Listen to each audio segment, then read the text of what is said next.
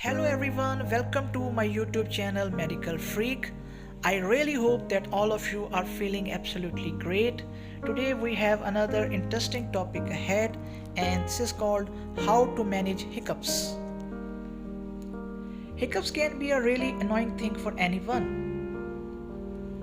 And these hiccups are caused by involuntary contraction of the diaphragm muscles.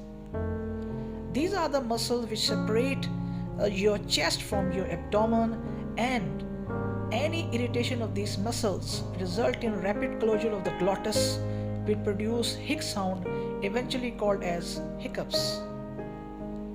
So the question is, what are the causes which results in production of these hiccups? There can be many causes, like having heavy meals, especially at night, drinking lots of carbonated drinks. Hiccups are common in drinkers. Hiccups can occur in a person having lots of excitement or suffering from stress, or swallowing air in case you're chewing gums or having some candies. Or hiccups can be caused by some serious causes related to your brain or nerves that supply the diaphragm. What can be the home remedies to resolve these hiccups? Drinking cold water,